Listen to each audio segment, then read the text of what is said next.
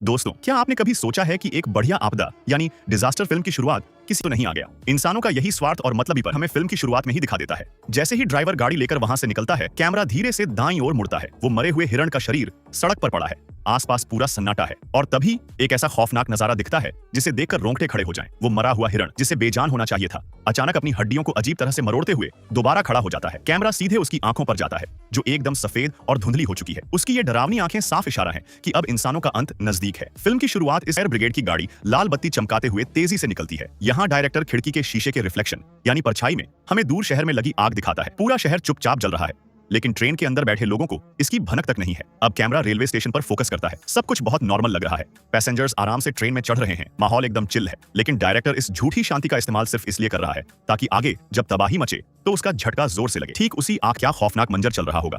इधर ट्रेन के अंदर वो संक्रमित लड़की दर्द से तड़प रही है, वहीं वो छोटी बच्ची टॉयलेट जाने के लिए अपने सोते हुए पापा को बिना जगाए आगे बढ़ती है। वो जैसे ही टॉयलेट का दरवाजा खटखटाती है, हमारी धड़कनें बढ़ जाती हैं। दरवाजा खुलता है, लेकिन अंदर वो लड़की नहीं बल्कि एक डरा हुआ भिखारी होता है। यहाँ डायरेक्टर ने हमारे साथ एक छोटा सा प्रैंक किया जिससे डर और बढ़ गया और तभी वो घायल लड़की टॉयलेट से बाहर आती है।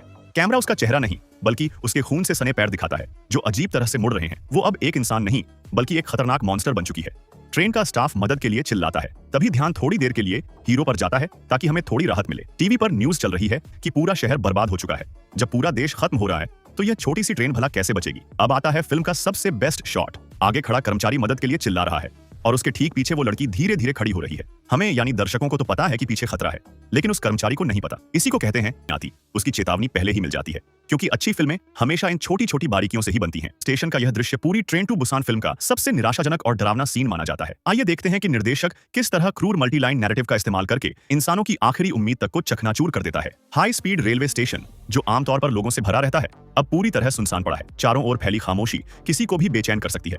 निर्देशक इस दृश्य को बहुत संयम के साथ दिखाता है। मुख्य किरदार अपनी बेटी को लेकर ट्रेन से यहाँ एक शानदार तकनीक का इस्तेमाल करता है। एक ही फ्रेम में दो अलग अलग किस्मतों वाले लोगों को दिखाया जाता है। मुख्य किरदार और उसका परिवार एक तरफ गलियारे की ओर बढ़ते हैं, जबकि बड़ा अंकल और बाकी लोग स्टेशन के अंदर की ओर जाते रहते हैं। यहीं से फिल्म की पहली घातक मल्टीलाइन कहानी शुरू होती है। कैमरा अंकल के समूह की ओर चला जाता है। पीछे कुछ थके हुए जीवित बचे लोग धीरे धीरे नीचे आते एस्केलेटर पर खड़े हैं। उनके दिल में अब भी उम्मीद बाकी है। कैमरा धीरे से घूमकर खिड़की की ओर जाता है, जहां सेना के वाहन करीने से खड़े दिखाई देते हैं। ऐसा लगता है मानो सेना पूरी तरह हालात पर नियंत्रण की कांच की दीवारें तोड़कर नीचे गिर पड़ते हैं। वे किसी भयानक काली बारिश की तरह पूरे स्टेशन पर टूट पड़ते हैं। टूटते हुए कांच और चारों ओर फैली अफरा तफरी स्टेशन को खून से रंगे नरक में बदल देती है। फिर कहानी ट्रेन के डिब्बे में लौटती है। सूट पहना हुआ आदमी अब अपना असली चेहरा दिखाने लगता है। वह इंसान के सबसे अंधेरे और स्वार्थी पक्ष का प्रतिनिधित्व करता है। उसकी जहरीली बातों के सामने कुछ गुस्साए छात्र विरोध करते हैं, लेकिन बाकी सभी चुप रहना पसंद करते हैं। इस बीच ट्रेन धीरे धीरे बेहद महत्वपूर्ण बात पता चलती है। ज़ॉम्बी अंधेरे में देख नहीं सकते। जैसे ही उनकी नजर चली जाती है, वे हमला करना बंद कर देते हैं और केवल आवाज के सहारे अपने शिकार को ढूंढने लगते हैं। मुख्य किरदार तुरंत इस कमजोरी को समझ जाता है। अंधेरे में होने वाली छोटी सी आवाज भी कई गुना ज्यादा सुनाई देती है। जैसे ही कहीं टकराने की आवाज आती है, पूरा ज़ॉम्बी झुंड उसी दिशा में दौड़ पड़ता है। एक तरफ मुख्य किरदार बड़े अंकल का नया मोबाइल फोन दूर डिब्बे के पिछले हिस्से में फेंक देता है। दूसरी तरफ वह अंधेरे में तेजी से अपने फोन से उस नंबर पर कॉल लगाता है। आवाज सुनते ही पूरा ज़ॉम्बी झुंड पागलों की तरफ फोन की तरफ दौड़ पड़ता है। इसी मौके का फायदा उठाकर तीनों लोग किनारे किनारे चलते हुए 13वें डिब्बे तक पहुंच जाते हैं। आखिरकार उनकी मुलाकात शौचालय में छिपे अपने परिवार वालों से हो जाती है। लेकिन असली नरक से बाहर निकलने की परीक्षा अब शुरू होती है। ट्रेन एक बार फिर सुरंग में प्रवेश करती है। आगे का रास्ता पूरी तरह ज़ॉम्बियों से भरा हुआ है। निर्देशक एक बेहद तनावपूर्ण दृश्य दिखाता है। अब सभी लोगों को संकरे सामान रखने वाले रैक के ऊपर से गुजरना पड़ता है।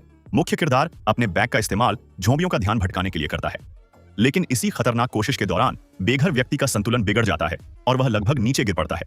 निर्देशक साइड एंगल से ऐसा दृश्य दिखाता है कि उसकी बेबसी और डर कई गुना बढ़ जाता है।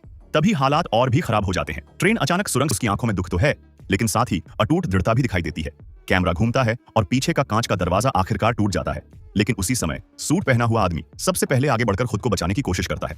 अपने आखिरी क्षणों में बड़ा अंकल अपनी पत्नी की जिम्मेदारी मुख्य किरदार को सौंप देता है। ज़ॉम्बियों के लगातार हमलों के बीच वह अपनी पूरी इच्छा शक्ति जुटाकर उस नाम को पुकारने की कोशिश करता है जो वह अपनी होने वाली बेटी के लिए सोच रहा था। इसके बाद वह अपने विशाल शरीर से बाढ़ की तरह उमड़ते ज़ॉम्बियों का रास्ता रोक देता है।